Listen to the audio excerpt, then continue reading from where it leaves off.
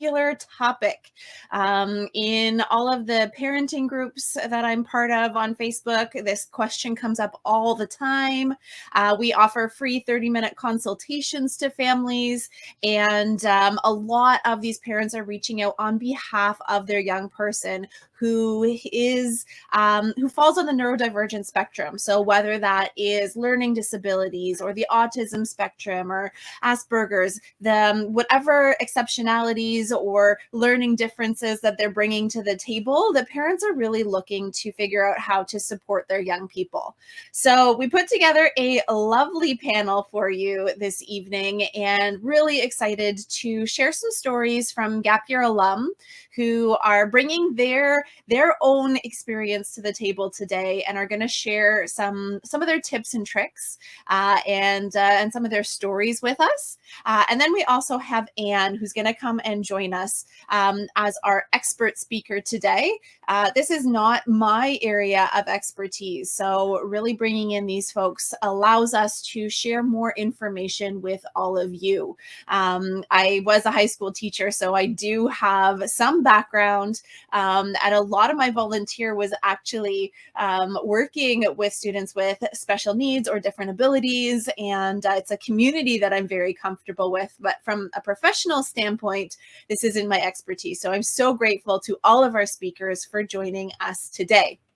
I'm also grateful to all of you parents, young people, whoever you are joining in today to learn a little bit more about the Gap Year pathway. I'm so grateful that you're spending the time with us this evening, because it shows that you are on the right track. You're asking the right questions. You're tuning into the right conversations to make sure that your young person has access to the information that is going to help ease their transition and get them into the right space. And so kudos to all of you. Really glad that you guys are here tonight as well. Just to give you a little orientation to the platform, over on the side, you will see something that says chat. So the main stage chat, that's where you can post all of your questions. So if something is top of mind for you, please don't hesitate to post your questions in there. This is really an hour for us to make sure that you're going to leave with the information that you need in order to feel comfortable with your next steps and with your plans and with the decision whether a gap year is or is not the right decision for your family. So don't be shy in the questions. We will get to as many of them as we can, and make sure that you're leaving with the information that you need, which is just so wonderful. So that's how we're going to be operating. So for the first about half hour, we're going to be speaking with Reese, and he's going to tell a little bit of his backstory and then what perspective he's bringing to the conversation today. And then we're going to jump over and we'll bring Anne into the conversation. So I'm going to bring Reese in now, and we're going to start that conversation. Hey, Reese, how's it going? Hey, I am awesome. How are you, Michelle? Good. I love technology. Look at how fancy we are.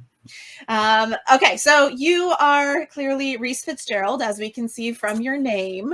Yes. But I think our lovely audience might like to learn a little bit more about you. So do you want to give us your backstory? What is your pre-gap year story, and maybe a little bit about your gap year experience? Yeah, absolutely. So pre-gap year story is in high school. Neurodivergent panel. So I myself have a learning challenge. My learning challenge is a little more rare one, but it's I have a lot of trouble processing or like taking things in my brain and then putting them in writing. And that learning challenge also comes with a lovely side of ADHD. So I have a couple of things that I manage, which is great because I've developed a lot of coping methods. I did not really have those coping methods back in high school. In high school, unfortunately as well, I didn't have the greatest social circle. So full vulnerability, I was bullied from some of my friends, and they gave me the flattering nickname of vegetable brain because I needed some accommodations for learning, and I just thought a little different than they did. Fast forward over to grade 12, so all of that was still happening, and all my friends are telling me the PhDs they think they're going to get, the university degrees they're going to do, their 40-year life plan, and I am very flustered because I know none of those. And I didn't really know something I was interested in, or before I thought I had to be passionate about something. I didn't really have that. So what I did was I convinced myself of a passion, and then it ended up changing every 2 weeks. So like every other week I'm going to be a police officer, I'm going to be a psychologist, and it just kept changing. And then eventually, about January, February, I'm like, I need to take a second here because I'm miscalculating something, because I keep changing my mind and I keep circling back and it's going nowhere. And I can speak out loud about how passionate I am about this certain thing, but that's not changing how I actually feel. So then that comes the decision to take a gap year, because I just needed change of environment, change of pace. I needed to explore my interests because I simply didn't know enough about myself yet. Started my first gap year. At the end of grade 12, where I live, there's a lot of floods. I volunteered, helped the floods. Turned out I really liked helping in disasters.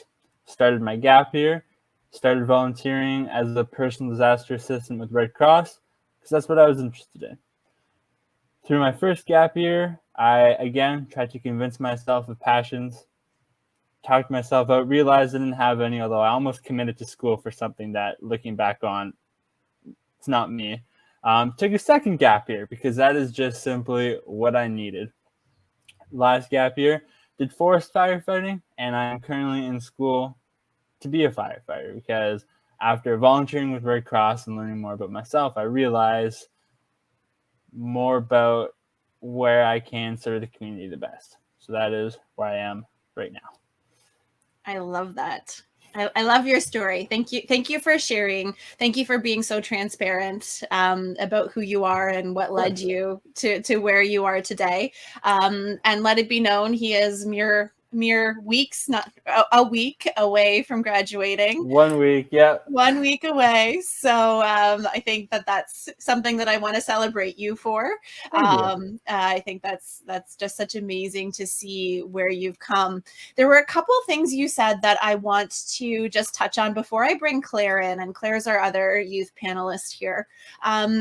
The idea of you trying to fit in with all of your peers in grade 12 and have a plan, because there is this social pressure to have it all figured out and to know where you're going. And so you start to make up stories. You start to just say things because you don't want to be different. You spend enough time being different. And so you can start telling these stories to yourself, and you can start telling them to your family and your friends. So I thought that was really interesting. Did you want to touch on that at all? Yeah, so that is a good point. And I think something worth mentioning too is when I decided to take a gap year, when people would ask my friends and I what we're planning on doing, when my friends would say civil engineering or whatever they're up to, the parents, like the adults would always be, oh, that's so cool. And then I'm like, I'm taking a gap year. And I didn't get to explain why I'm taking a gap year. I defend why I'm taking a gap year, because who takes a gap year? So just to answer the question though, what was with me is because of the bullying, I guess we can call it, that I faced, is I had this urge. I'm like, I can't let myself be labeled as that, so I need to be just like them, because all of them who think normally, and there's nothing wrong with the way I think, it's just a little different than the way they do. But I couldn't let myself be behind, which is what I thought I would be if I took a gap year. And turns out I'm ahead of, I would say, some of them, because a lot of the people who jumped right into degrees that I know of switched degrees or dropped out right now because they didn't take the time to discover themselves. I was under false assumptions and pretenses before, just because of the social pressure and pressure that I've had in my own head, self-made pressure that I needed to meet certain standards that are by no means necessarily do I have to meet them. Yeah, I think those are such important points for parents, for the parents in the audience to think about, that make sure your young person is taking that time to be true to themselves. and to really listen to themselves instead of trying to just move forward and push through for the sake of pushing through and being like everybody else, and fitting in. Because I know when we're working with students, those that push through, even though they weren't really ready or sure or prepared, they often will fail out. And then they come to us a year later, or even a semester later, even a couple months later, but they come with this extra baggage because they have failed. So instead of being proactive and saying, no, I need the time, they push themselves, or they get pushed by society, or their parents are encouraging them to continue on. And then they come to us a year later or a semester later and say, well, college is not for me. I can't do it. When that's not true. They just weren't ready at the time. I'm sure, Reese, if you had gone into that initial program that you thought you wanted to go in, if you could imagine what would have happened that year, what do you think might have happened? Can't imagine there would be much success. I think my motivations. So when I was in grade 12, I applied to the program I'm in now. So it was something I was actually considering. I didn't have the right motivation or mindset 2 years ago to perform as well as I'm doing now. Something worth mentioning is my grades in college. So normally when you go from high school to college, your grades drop about 15% from what I've read and heard. My grades are the highest they've ever been, even though I took 2 gap years. A lot of people say you lose touch with your academic side or you get lazy. You choose whether you get lazy or not. You keep yourself busy or you get lazy. That is up to you. You find something you really enjoy studying, your grades are, for me, my grades are the best they've ever been with 2 years off. Awesome. Congrats. That's so Thank good. you. All right. And I'm going to bring Claire in now. Claire, you ready to come in? So Claire is just finishing up her gap year. She started in September of 2021, and she is going to be joining us for this conversation as well. Claire, do you want to give your background on what you're bringing to this conversation today? Yeah, sure. So I am 19 years old, and I graduated from high school almost a year ago now. And throughout my high school experience, I've had to deal with a set of challenges, which is ADHD, anxiety, and nonverbal learning disorder. So yeah, so I had some challenges throughout high school that made it a bit more of a stressful experience for me. And yeah, than a lot of people would have felt during that time. So I guess part of taking a gap year for me was kind of exposing myself to a different environment that wasn't just, rote traditional education, and actually going out and finding places where I could learn, but they weren't, school per se. Yeah, I think sometimes we get so caught up in that student teacher school environment that we sometimes forget there's other things out there, other ways of learning, and especially for people who learn in non-traditional ways. The traditional system was not often built with that way of thinking in mind, and we're getting better at making accommodations and more universal design for learning, but there's still a long way to go. And having an opportunity to learn in different ways allows you to kind of excel in different ways and use those gifts and talents that you have, and find the environments where you can thrive and shine and be your best self, which may not have been the classroom for you. Yeah, definitely. And I think especially during COVID, because at the end of my high school experience, we're still online. We only got to do a very small in-person graduation. And so especially looking at the uncertainty of the next year, going into an environment that I already knew was challenging for me, and then thinking about, going into university with that maybe being online, I just didn't want that to be the case. So I wanted to kind of distance myself from education a bit, traditionally, and then yeah, just give the world time to heal a bit when it came to COVID, so that I would have more of a certain path when I decided to go back to university. Yeah, COVID was nice, some nice icing on the cake for you. Eh? Yeah. Awesome. So my next question is for both of you, and you guys can decide how you want to answer it. But I'm curious, on your gap year, when you were actually there, what were some of the most valuable things in terms of your development and your learning journey? What made the gap year pathway unique and something that was valuable to you, given those neurodivergent ways of thinking?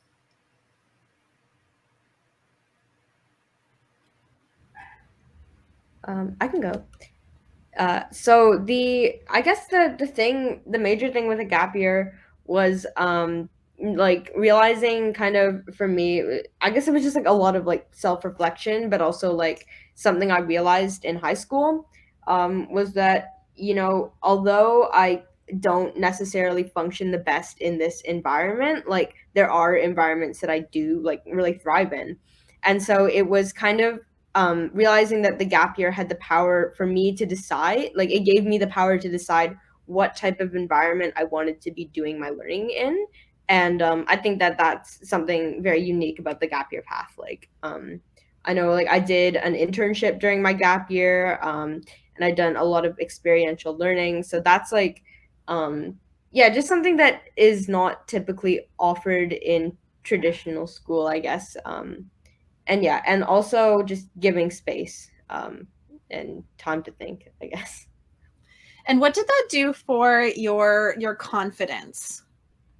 Yeah, it actually raised my confidence a lot, because I think before I put a lot of like negative like value on how like I functioned in school and tied it to my self-worth.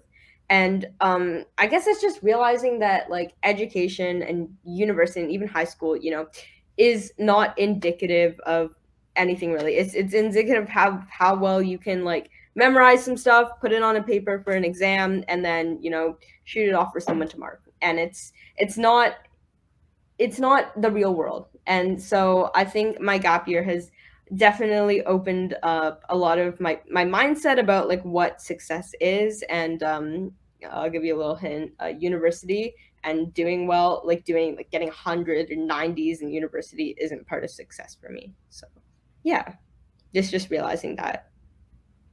I love that. Thank you for sharing. Reese, I saw you smiling a bit there. Do you have something that you wanted to jump in with? Yeah, I just smiled when she just talked about like the different expectations from high school to now. My expectations for who I thought I should be in high school versus the person I want to be now are drastically different. I think it's something that I gained a lot of value from when I took my gap year was, I mentioned earlier, my trouble with connections and friends. So having people in my corner that supported me rather than doubted me did a world of wonder for my self-esteem. Took me a bit to adjust because I was like, wait a second, people like this exist. But next, because in high school I felt that the definition of success was so specific, what my gap year did for me was it gave me the stage to really explore my curiosity. So it was my gap year and I figured out how many more ways you can be successful. I find myself like researching all these things, getting so curious and asking so many questions to so many people. So expanding my social network was one of the things that I focused adamantly on in my gap year that I think has contributed to a lot of development for me as a human. Yeah, I think high school is a tricky space because sometimes when we're in high school, we get pigeonholed. Yeah, you start off wrong in grade 9 and you're kind of been labeled, and your peers look at you a certain way, your teachers look at you a certain way, and they treat you a certain way. And you almost can't escape it because you're with the same people year after year. And that, so you can feel a lot of pressure, and you can start believing it yourself sometimes. And then to break free of that mold and to be able to redefine, like you guys said, your success measures, redefine what your friends are like, and who you're interacting with, and really expand just possibilities across the board, whether it's social or academic or career wise or whatever you're interested in. The gap year gives you that space and that agency to be able to explore those things in a way that just isn't possible in formal education. Agreed. That's a great way to articulate that. Yeah, I definitely agree with you. You put it very well. I'm just taking what you're saying and repeating it back. So these are not my ideas. These are your ideas. I'm just putting it in different words. So I think that's really, really great. So I'm curious about, how did your gap year help really prepare you for your next step? So we talk about some of the things that were valuable, but your gap year can't go on forever. Reese, you've already made that transition. Claire, you're in the process of making that transition. And I think a lot of parents have that fear that the gap year is going to go on forever and ever and ever. So how did your gap year, what skills did it give you? What perspectives did it give you that are really helping bridge that movement into what is next? That's Claire, do you mind if I take this one first? Yeah, of course, go on. Perfect. So something you did mention that I want to talk to the audience about very quickly, worried that the gap year will go on forever. So I did a structured gap year program where 93% of us returned to school within 2 years, and studies have shown that 90% of people who take gap years return after 2 years. Just want to say that. And the people I know who decided that their gap year would go on forever are quite successful in their own way. Just wanted to get that out there. So for myself, the way so I found my first gap year prepared me for my second gap year in a way, because my first gap year was semi-structured. I did it with a program. I had slight guidance, like we had access to some people in social network, but it was, you get what you put in. So having a lot of people I could call mentors, and having people look out to me, and given the social network of not only adults with a bunch of different careers and experience, but also students who are a little more like-minded, was fantastic, and that set me up. So for my second gap year, I had a better idea of how am I going to proceed. So as I mentioned, like I started getting a little more specific in my interest, and I was able to explore that more because of that. And now that I'm in college, I think the biggest thing I've noticed, and I think this combination of a variety of factors, but for all these tests, a lot of my classmates who are right out of high school, they just get really stressed really quickly. And I'm just a lot more calm with them, which if you knew me in high school, that wasn't the case. So just during the gap years, I was able to get more confidence in my abilities, take a breather, and understand that like what happens in the test, like I've done the best I can. I know that I've done the best I can. So the results are out of my control now. Stressing about it will only make me panic and do worse. So having space in my gap years to recognize that is more than a lot of my classmates can say. So I think that is a prime contributor. I love that.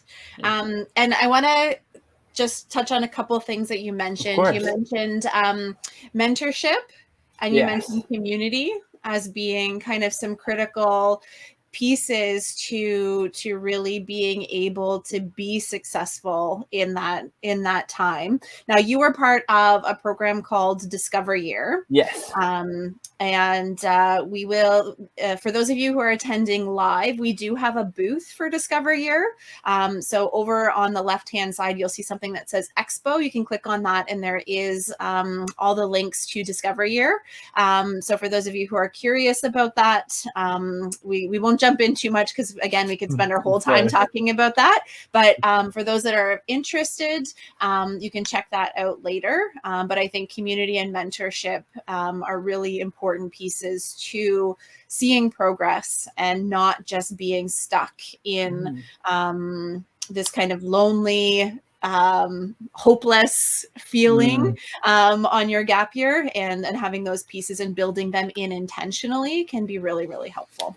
I think what's unique about gap years and discovering in specific is what I got out of those years is different than someone else who got out of them. So community and mentorship are very important to me, and those are the things I mentioned. But someone else who really enjoyed the program, did quite well in it, is going to mention two completely different things, and that's just the beautiful part about gap years.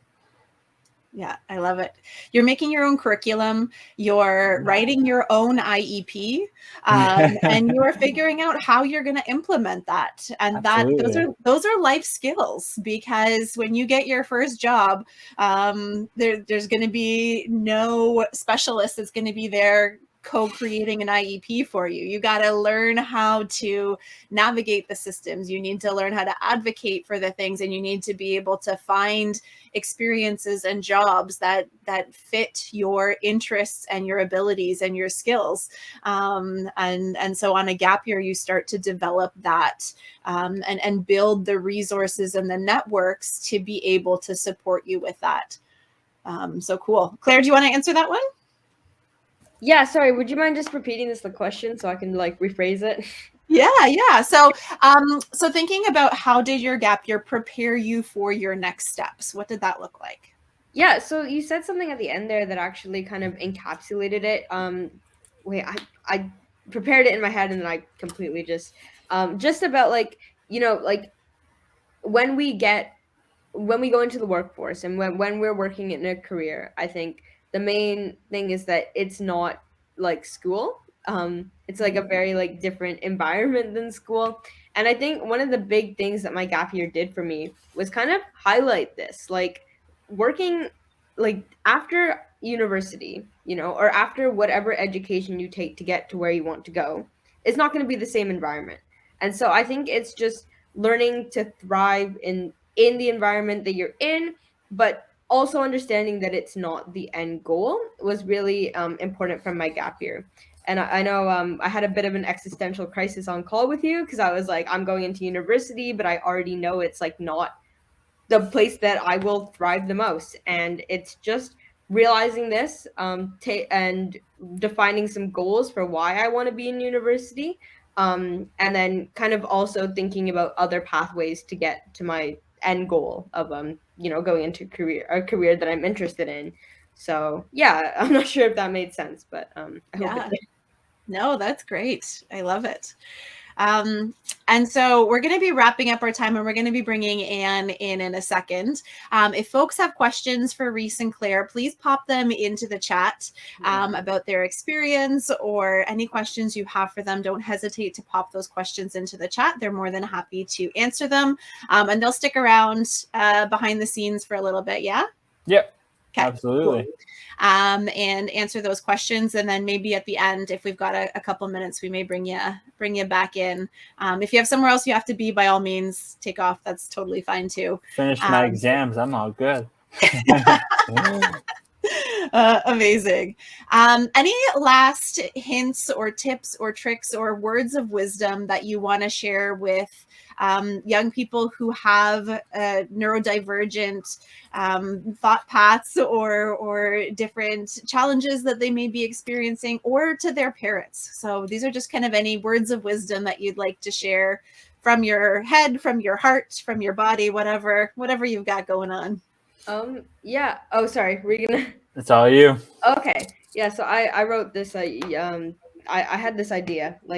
So I think it was like, it's very harmful as a parent to develop an idea of success. I know it's very easy to do because like you want the best for your kid, but it's also very harmful to do if you just develop this idea of success for what success looks like for your kid without consulting them first. And this is especially true when your child doesn't necessarily fit into, this box that, I don't want to say like majority of people fit into. So when your child is neurodivergent as well, it becomes increasingly harmful to try and shove them into this box that wasn't necessarily made for them to succeed in.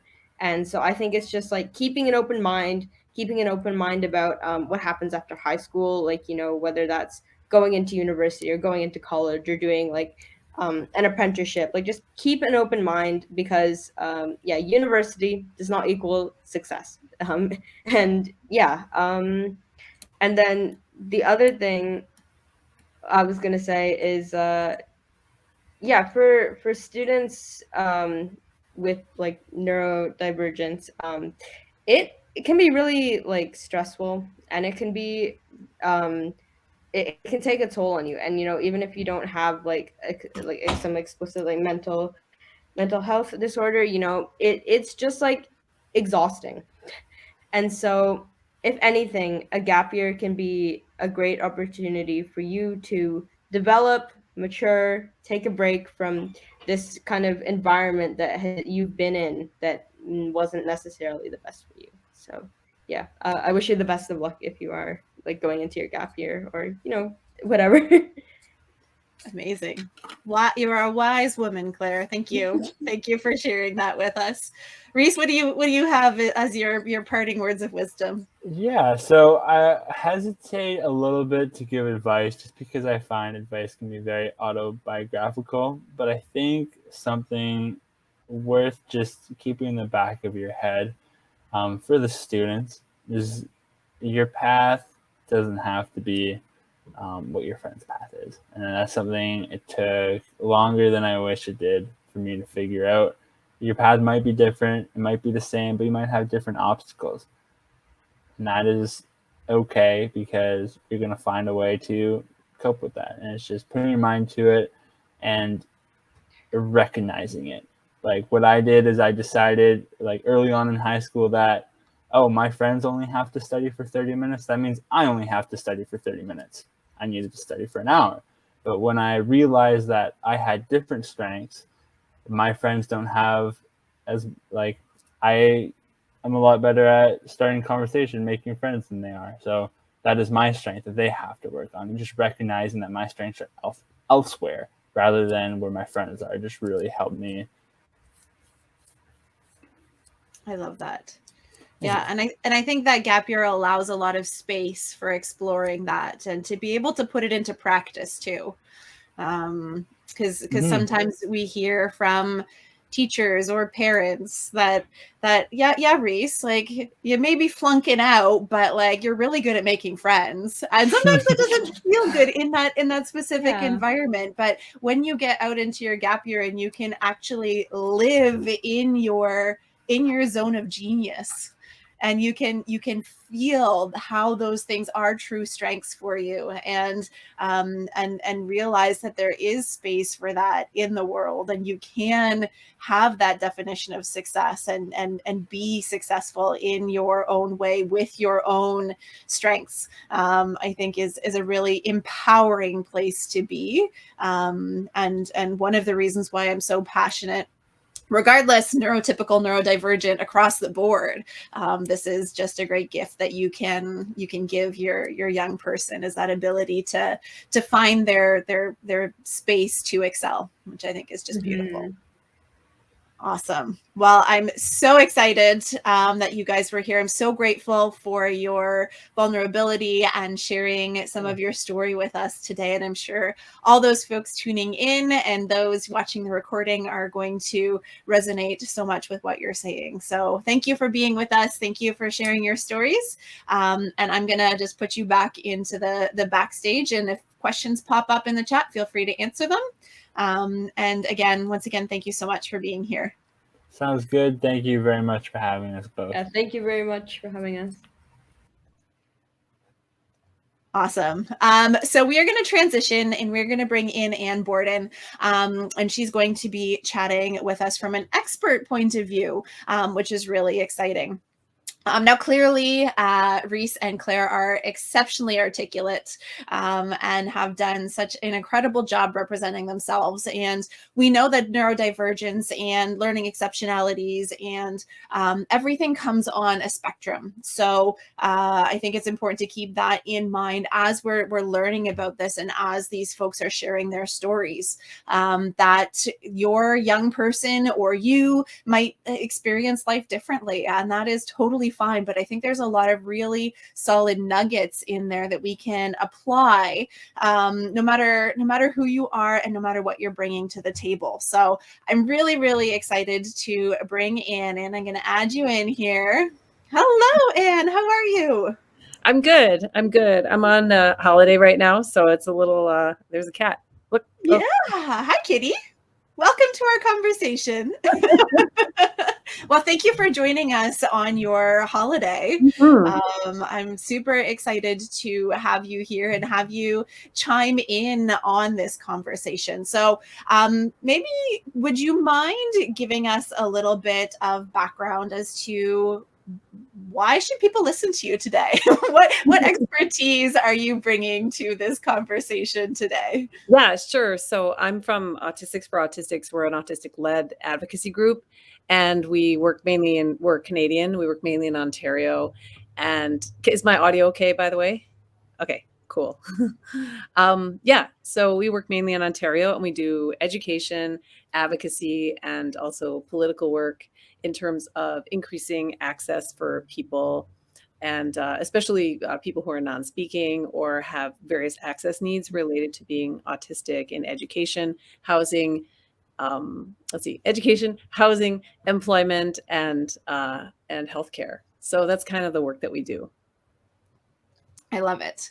And I love that you're bringing the autistic lens to this conversation today, because we heard from two folks with LDs, and now we're going to get a different, but not separate perspective. I saw you in the back end there nodding a lot with some of the comments that Reese and Claire had. Do you mind? I'm going to go off script here a little bit. And what were some of the key takeaways, or what were some of the things that really resonated with you as you were listening to what they were sharing?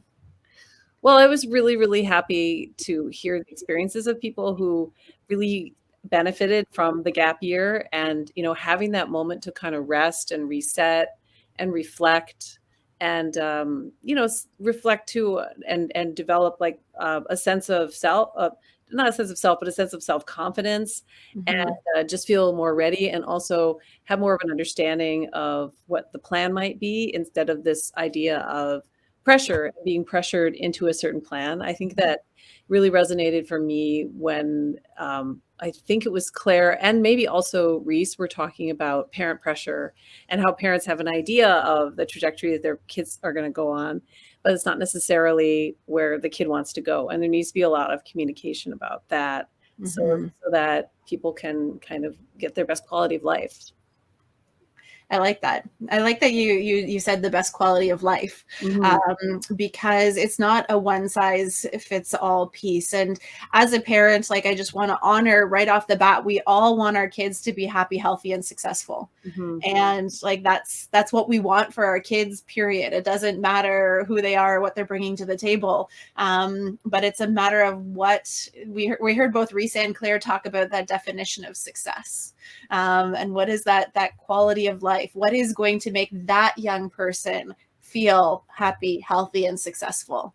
Because sometimes what worked for us, we were a generation ago, and we have different strengths and abilities. So readjusting what that path might look like, I think, is a really important step as a parent, is to leave those I guess the personal baggage that we're bringing, and come at it with a fresh slate, and come at it in partnership with your young person, and have a lot of really good conversations. I'm trying to screen share, and I'm not sure how to do that. I want to screen share my slide presentation.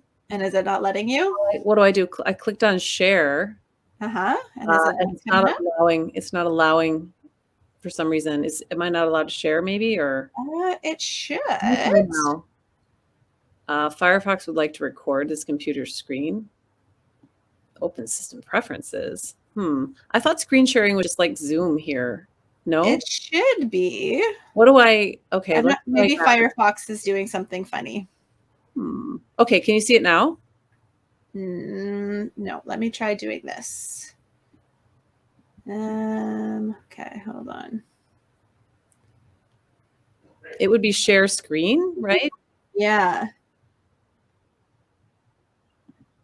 Okay. Okay, I just stopped. You are sharing another application window. You can't see it, huh? No. That's really weird.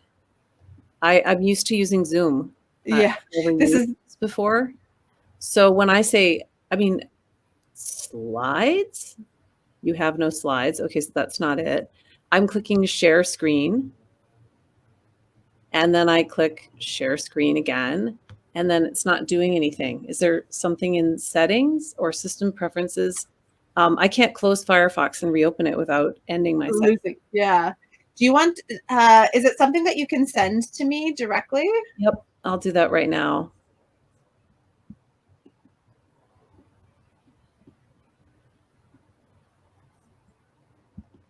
So we'll wait for those slides to come in here. It'll just take a second. Hold on. And then I can just say like next slide when it's Perfect. your next slide. Yeah. I'm just attaching my file. It'll just take a second. No worries.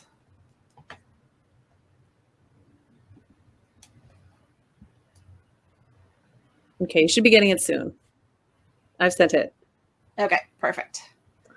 Yeah, so kind of what we do is really advocacy for people to be able to be independent and to, as young adults and adults, to live independently as well and have independent supported living, rather than the sort of heavily monitored and mediating styles of living that people often end up in when they have support needs. So instead of a group home, maybe like an apartment or something like that. That's kind of the work that the organization itself does. Did you get the slides? Yeah, I'm just opening them up here. So if you open them up, and then I'll just say next slide, and we can go to the next slide. Perfect. Awesome. Okay, sounds good. There we go. I have 7 million windows open, of course. I'm a little tired, sorry, today because I was traveling, but so I thought read the slideshow is probably better than just winging it off the top of my head. That's all good. It's just uploading them. Hold on, give it 1 second.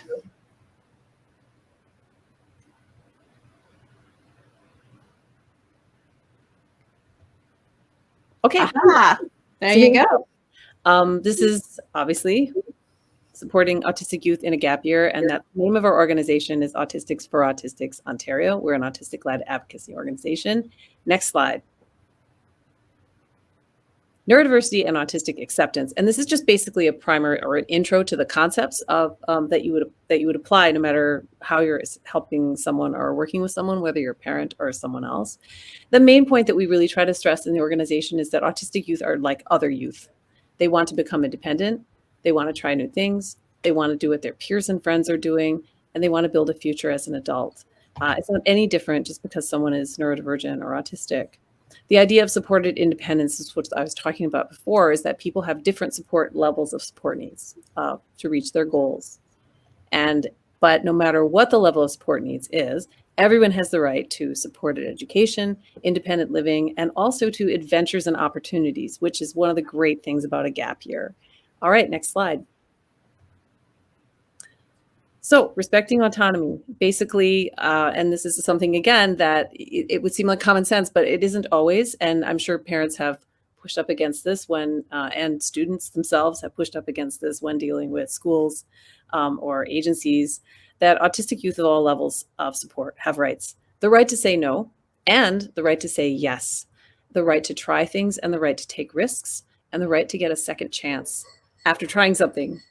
The transition from child to adult is a transition for everyone, not just for the youth. It's also for the parents and for like teachers and support workers as well. Next slide. So in that sense, everyone's going through a transition, not just the youth. And if the adults in their life have been in the mode of kind of training them, to become a certain way, training them social skills, training them study skills, everything else, now is the time to get out of that mindset of you're not the trainer of the kid. The kid is moving towards independence and autonomy. And so things have to be collaborative and cooperative more than they probably were. For adults, that often means moving out of their comfort zone and really taking time to focus on the quality of life. And like our two speakers said, really connecting and communicating with the youth centering the youth. What do you want for your future and for your right now? The transition from teen to adult is a special time, but it's also often a fraught time. It's an intense time. And a gap year is a great way to kind of roll with all of the changes that take place during this transition. Next slide. All right, so the options, and again, we're talking about the role of the adult, and then we'll get into the youth. Gap years are about exploration and transformation. So when you're looking at what kind of goal you would get from a gap year, I would really say don't do something like say, well, I'm going to help my youth use their gap year to improve their social skills, or I want my the youth in my life to have a better work ethic. And we're going to spend this year working on a work ethic and they make their bed and blah, blah, blah, right? This is like a terrible way to spend a gap year. A gap year is supposed to be fun and interesting and exploratory, and it should be self-directed by the youth in terms of how they want to spend it. Now, of course, adults can be mentors and guide the youth into a better place and a better space sometimes if they're having a crisis, etc. But it's about guidance and mentorship, and it's not, to be very careful about seeming like bossing the kid around. So taking some time, offering guidance while the youth makes decisions about how they want to spend their gap year, discussing their interests, their goals, their dreams, making connections to make things happen. So connecting with, okay, you want to travel here? Let's get some, books. Let's talk to people we know that live in these places, whatever you need to do. As an adult, you have a great opportunity to help make some of those kind of connections through basically mentorship. Researching it together, if if that's so desired, and then looking at does the youth want to do travel? Do they want to do work, or do they want to work, earn money, and then travel? Do they want to work on a big project, or do they want to focus on their special interests? So these are all things that can happen during a gap year, and you can discover that through communicating and thinking about the gap year. Next slide.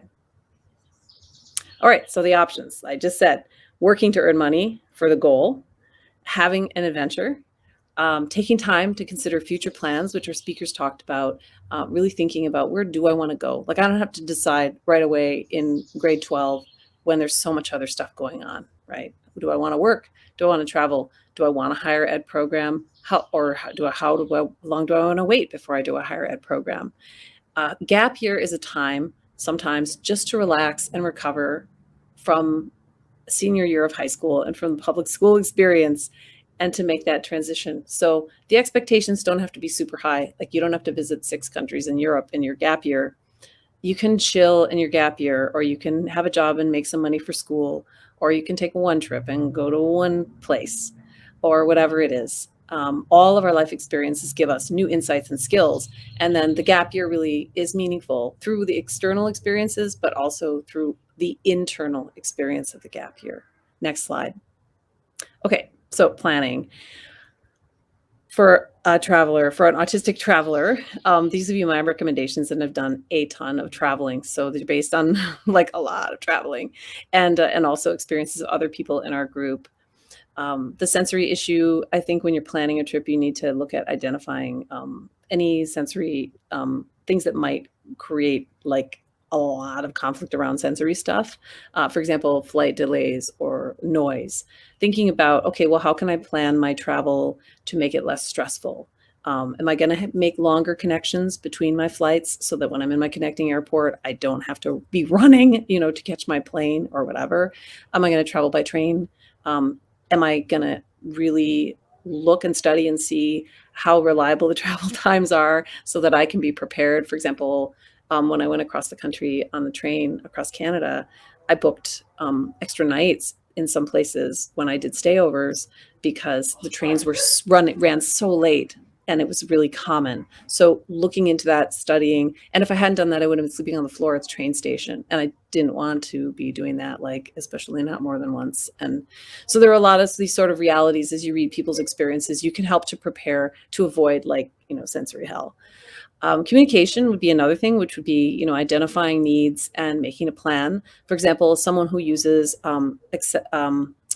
alternative methods of communication, like an AAC, like a text to speech or like a letterboard, will need to get an access plan together to make sure that the places that they go or things that they do will be accessible to them as an AAC user. And families can look into how independently someone can go with using their AAC, whether you want to make connections along the way, etc. And then time. This is a really big one. What's your speed? This is the key question. This is the question that's haunted me my life, over, because of, what's your speed? It is probably different than speeds of some other people around you. And if you have a traveling companion who has a different speed, then you have to figure out, and better to do it a little bit in advance. Okay, I like to do things like this. My traveling companion likes to do things like that. How are we going to find a balance here? How are we going to have space, boundaries, get to each do the things that we want to do? Are we going to spend the whole time traveling together? Are we going to split up, etc.? Communicating, building in buffers. Again, for time, I think trying to see too much or do too much too fast can really, if you have a sense of time where you like to savor things and you also maybe need downtime to decompress, I would say, overbooking when you're doing a trip is not the greatest. Maybe it works for a day or two, but not for like weeks on end. So those are kind of some of the main things. We can go to the next slide. Expecting the unexpected. So even with perfect plans, surprises happen. And some of these surprises are amazing and some of them are frustrating. So I think one of the great things about all these surprises is that a gap travel can build confidence and resilience in a person. I know that term gets like thrown around and used badly, but it is really true. Like you, at the end of a big trip, it's like, wow, I did this. You don't want it to be like hell on earth and feel like, oh, I went through the battle. You also want to have it be enjoyable. So you don't have to create the biggest Mount Everest in terms of traveling challenges. And so that would be my piece of advice. You have to have enough money for emergencies. You have to have money, you have to have access to money. You have to be able to have a place to go stay, that you weren't expecting, where you have to put out for a big hotel bill, or whatever. You have to have a good cell phone plan, like a really good one. And you have to have an emergency plan in case your cell phone gets lost. All of these plans will help to prevent meltdowns and problems and just make it a better experience. And you can kind of troubleshoot and you feel more in control when you've done a good troubleshoot as well. It's really, really good. Coping with stress, you also have to have a coping plan. So what's my plan for coping? Let's practice for potential situations. What am I going to do if X, Y, Z happens? And this isn't like, catastrophizing or whatever. This is like really just having a plan and knowing yourself and making the plan around you. And then focusing on the fun. Like it's not a competition. Like if you go to France and England and you don't get to Southern Europe, like good. Great. It's not, you don't have to do everything. You don't have to do the same thing that someone else is doing. You don't have to do anything.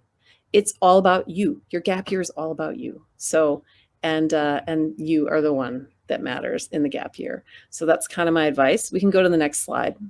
Okay. Yes. So we have a few minutes. I've got about 5 to 7 minutes and we can take questions and people can also contact me. I'll put our email into the chat box if people want to contact or connect with members who are in a gap year. I'm beyond the gap year now. I'm speaking, as the organization, but there are people in our organization who have recently done gap years or are planning gap years, members. So I could also try to connect and get something going there. So I'll put that in the chat box and then people can ask questions if they want.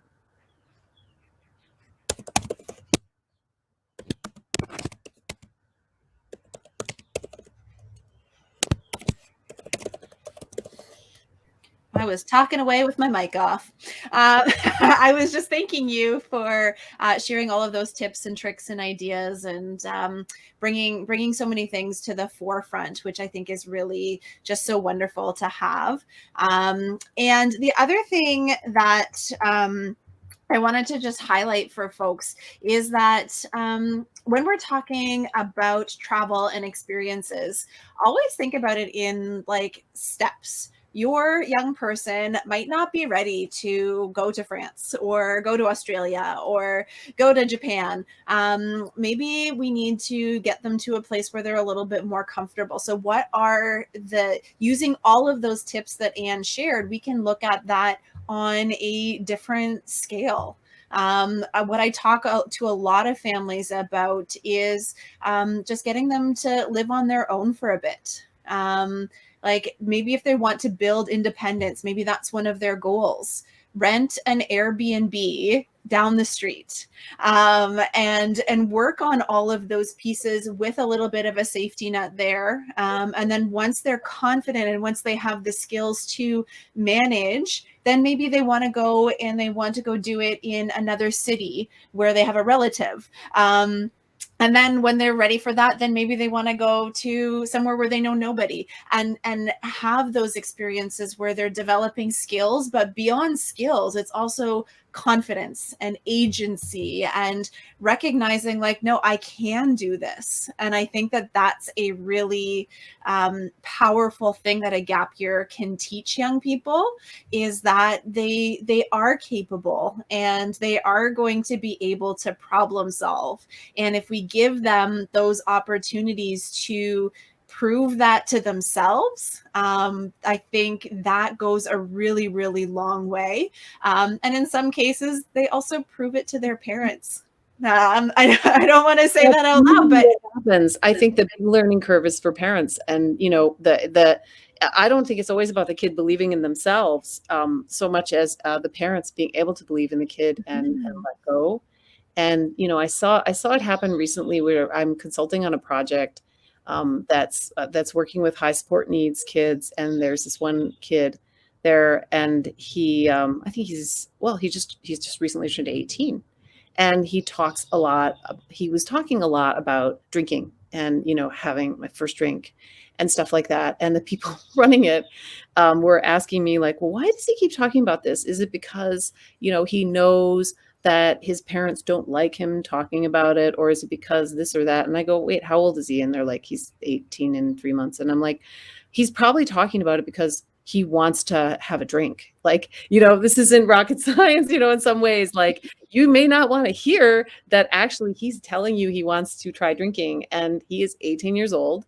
And, you know, it's very easy to see people who are 18 years old who have support needs or intellectual disabilities as somehow not adults. But, you know, also like having a beer isn't the end of the world here. You know, it's something that the parents have to take the leap. He's ready to take the leap.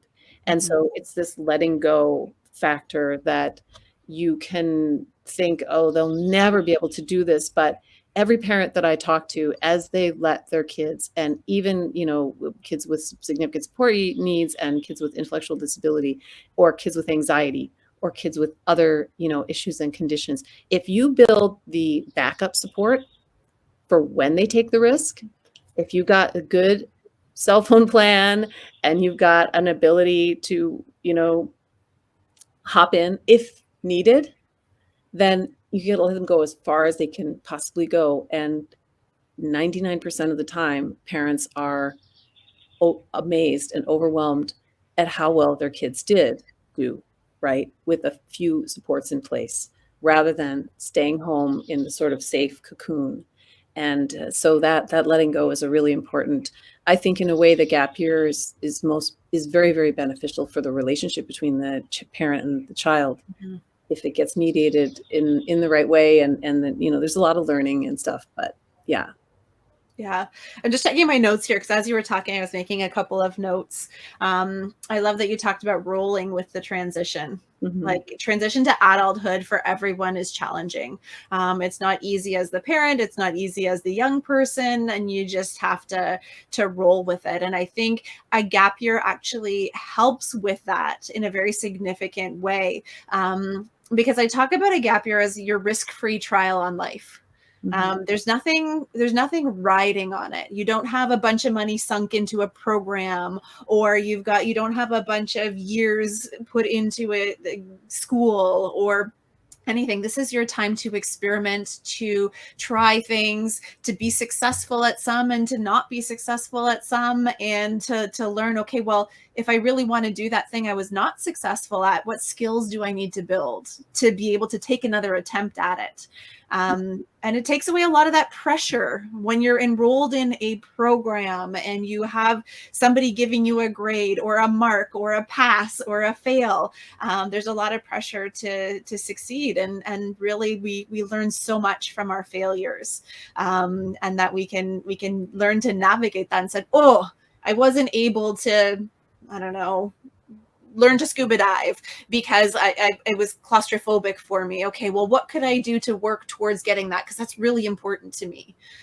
So that was one thing that really stood out for me. And then also that idea of planning and really being thoughtful about it, because a lot of parents are worried that it will be wasted time, that they'll sit in the basement, do nothing. And with that intentionality, with that research, and with co-creating some sort of objectives and goals for the year, and not goals like that are very, very rigid, but what are you working towards? How are you going to be different at the end of the year? And dreaming up those things, you can really put together a really neat plan. We do have an online tool called the Gap Year Planner. So for folks who want, because you've probably never planned a gap year before, we have kind of a step-by-step instruction manual that's a blueprint that will take you through all of those steps. And I really love it when families take on that job together, and work together to do that, because your young person is in their innovative phase, they're in their dreamer phase of life, and they bring that element to it, but you as the parent also bring life experience. And there's a nice balance between both of those to be able to create something really meaningful, without squashing that dreamer, but bringing a reality to those dreams, and talking about some of those things that will help support them to reach those places of innovation and excitement.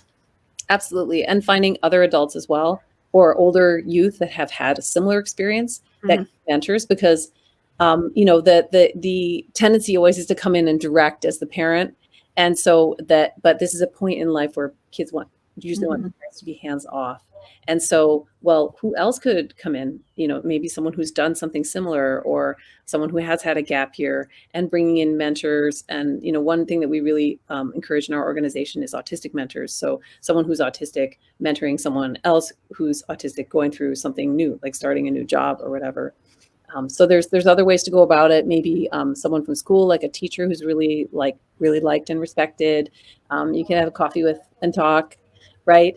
Parents can not negotiate, but parents can broker these kind of conversations. And so in a way, you're almost like the personal assistant of the kid in some ways, rather than the director or the boss, other than, of course, like household rules and things like that. So it's thinking about how that role is going to shift, and thinking about really for the whole span of life and the quality of life, and also getting older as a parent, how you want your child to be able to be independent as well. So there's a lot going on in these years. Yeah. I am going to steal that, becoming your child's personal assistant, not their boss. I think that's a really, really great analogy, because we know personal assistants do a lot of support work, but they're not the one calling the shots. And I think that's a really nice analogy and transition for parents to maybe understand a little bit. Yeah, and as an expert too, or if you're not an expert on it, bring in an expert.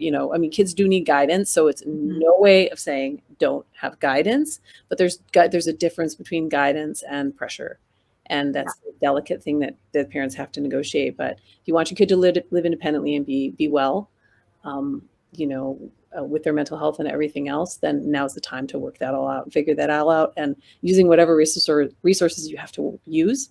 And if some of the resources you were using when they were a kid were great when they were a kid, you might need to let them go now. You might need to go look for new resources, new people, and new ideas. So, yeah. I love it. All right, we are at time for today. So Anne, thank you so much for sharing. I'm just going to bring Reese and Claire. Oh, Claire and Reese they got their cameras off, so we will leave them be. But thank you. Oh, there he is.